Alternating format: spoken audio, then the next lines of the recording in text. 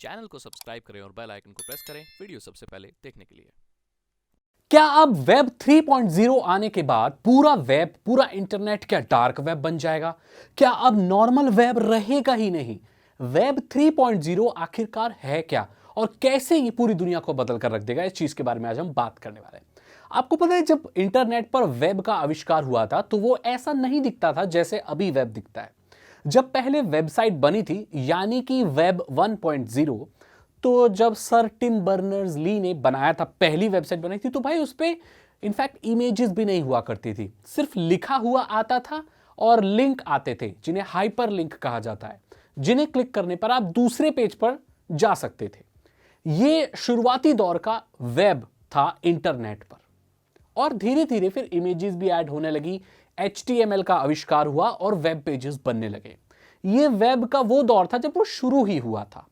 उसके बाद दौर आया वेब 2.0 का, जो कि अभी चल रहा है, और इसने कई परेशानियां खड़ी की, कई लोगों को अमीर बनाया और बहुत सारी लोगों के लिए प्रॉब्लम भी लाया और सुविधा भी लाया। उस चीज के बारे में बात करने वाले हैं।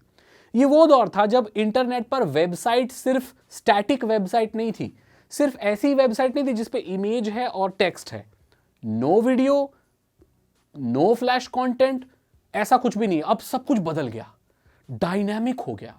अब वेबसाइट्स पर लोग वीडियो भी देख पाते थे, एनिमेशन देख पाते थे, इमेजेस देख पाते थे, और यहीं से फिर वेब 2.0 लेकर आया बहुत सारी अलग अलग सोशल मीडिया वेबसाइट, जैसे कि फेसबुक, ऑरकुट और ये ट्विटर और ये जितनी भी हैं, ये सब वेब 2.0 पर आई। और वेब 2.0 ने इस दुनिया में बहुत सारे अमीर या दुनिया के सबसे अमीर लोगों का ऐसे उजागर किया, जैसे मार्क जकरबर्ग अभी इतना अमीर इसलिए है क्योंकि वो वेब पर अपना फेसबुक बना पाया। एक वेबसाइट ही तो थी फेसबुक, गूगल भी एक वेबसाइट ही है, तो ये सब वेब की देन है।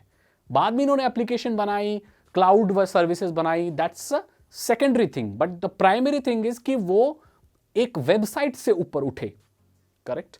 लेकिन इस पे कुछ परेशानी हुई। अमीर आदमी बनाए, मार्क जकरबर्ग, और गूगल के बहुत सारे लोग हैं, ट्विटर के जैक डॉर्सी, तो बहुत अमीर लोग बनाए, जेफ बेजोस।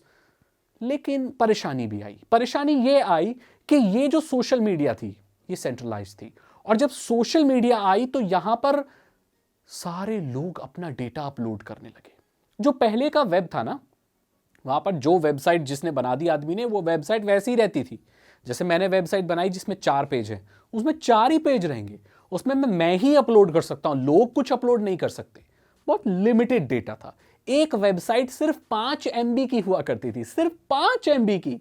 इससे ज्यादा तो आजकल इमेज का साइज होता है। सिर्फ 5 MB की वेबसाइट होती थी, क्योंकि कोई लोग अपलोड नहीं कर सकते थे उसमें कुछ।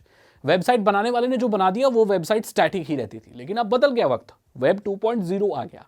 यहां पर लोग अपनी फोटो, वेकेशन की फोटो, यूट्यूब वीडियोस और 10 तरह की चीज अपलोड करने लगे। तो स्टोरेज ज्यादा सही चाहिए लगा, चाहने लगा भाई आपको सर्वर चाहिए, डेटा सेंटर चाहिए। तो ये सारी चीजें आई, डेटा की ज्यादा रिक्वायरमेंट होने लगी, ज्यादा सर्वर बड़े बड़े होने लगे, वेबसाइट टेराबाइट्स में होने लगी। ये चीज आई। अब परेशानी ये आई कि ये सारा जो डेटा स्टोर हुआ, इस पर प्राइवेसी इशू हो गए। अब इस डेटा का इस्तेमाल करके ये बड़े बड़े लोग और बड़े बन गए। जैसे मार्क जकरबर्ग इस डेटा का इस्तेमाल करके एडवर्टीजमेंट करता है, लोगों के बारे में जानकारी रखता है, और सारा डेटा का खेल हो गया। एक हाई स्कूल में पढ़ने वाला बच्चा अगर अपने जीमेल में, गूगल ड्राइव में अपनी पर्सनल फोटो डाल रहा है, तो वो अपनी फोटो बेसिकली किसी और को दे रहा है, क्योंकि सर्वर उसके नहीं है, वो गूगल के हैं। तो अपनी फोटोज वो गूगल के सर्वर पे स्टोर कर रहा है। अब वहां पर उस डेटा के साथ कुछ भी हो सकता है। प्राइवेसी के जो इशू हैं वो खड़े हो गए, और कई लोगों ने तो इस डेटा का इस्तेमाल करके पैसा बनाना शुरू कर दिया। ये बहुत बड़ी परेशानी हुई वेब 2.0 की। इस चीज से बचने के लिए ही वेब 3.0 आने वाला है। इसमें क्या होगा? पीयर टू पीयर होगा, डिसेंट्रलाइज्ड वेब होगा। मतलब जो भी चीज आप अपलोड करोगे, वो डेटा का कंट्रोल आपके पास होगा। वो डेटा आप स्टोर करके अपने लोकल उसमें रखोगे, या अगर क्लाउड पे भी स्टोर कर रहे हो तो वो इनक्रिप्टेड होगा, और उसका ज्यादा से ज्यादा कंट्रोल आपके पास होगा। आप डेटा को स्टोर तो करोगे, लेकिन वो प्लेन डेटा फॉर्मेट में नहीं होगा, वो इनक्रिप्टेड होगा, जिसे सिर्फ आप पढ़ सकते हो। कंपनियों का काम उस डेटा को सिर्फ स्टोर करना होगा, और वो उसे पढ़ नहीं पाएंगी। अभी क्या होता है, जो हम फेसबुक पर डेटा अपलोड करते हैं, वो उनके सर्वर पर इनक्रिप्टेड होकर स्टोर नहीं होता, वो एज इट इज स्टोर्ड होता है। जैसे अगर आपने फेसबुक पर अपनी इमेज अपलोड की तो फेसबुक के सर्वर पर वो image as it is upload हो रही है।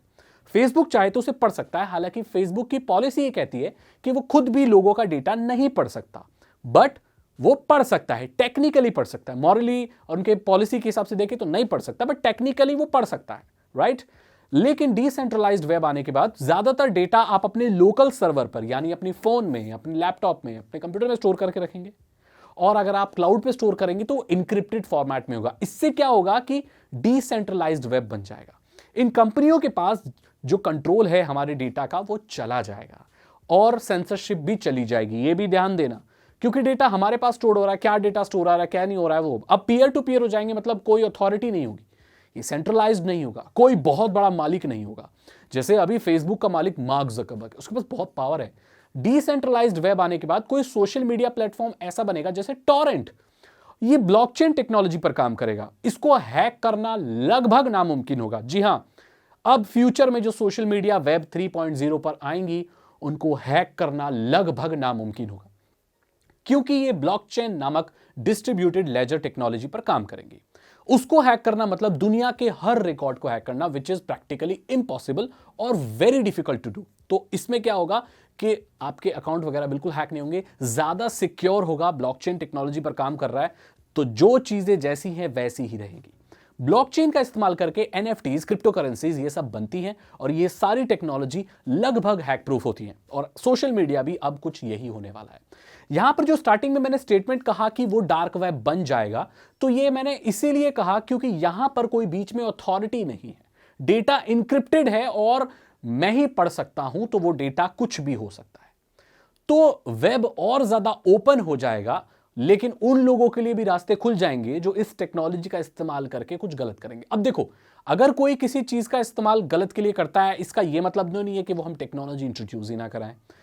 टॉर बहुत अच्छा एग्जाम्पल है इस चीज का, लेकिन वो फिर भी दुनिया में एग्जिस्ट करता है। तो ये टेक्नोलॉजी अब इन बड़ी बड़ी कंपनियों की मोनोपोली को लगभग खत्म कर देगी। और मेरे दोस्त, यही फ्यूचर है, यही फ्यूचर है वेब का।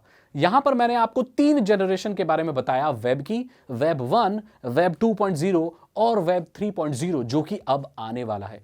बहुत सारे लोग ये मानते हैं कि ये कोई बहुत अच्छी चीज नहीं है, बेकार है, ये तो नहीं चलेगी। ये तो आगे आने वाला वक्त ही बताएगा कि वेब 3.0 हमारी जिंदगी में क्या बदलाव लेकर आएगा और क्या होगा। अब आपको पूरी जानकारी मिल गई। अगर आपको ये वीडियो अच्छी लगी तो इसे लाइक करें, अपने दोस्तों के साथ शेयर करें। साइबर सिक्योरिटी और इथिकल हैकिंग में इंटरेस्ट है तो डिस्क्रिप्शन चेक करें।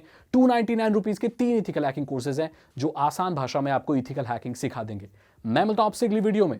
चैनल को सब्सक्राइब करें और बेल आइकन को जरूर प्रेस करें। Thank you so much and good bye.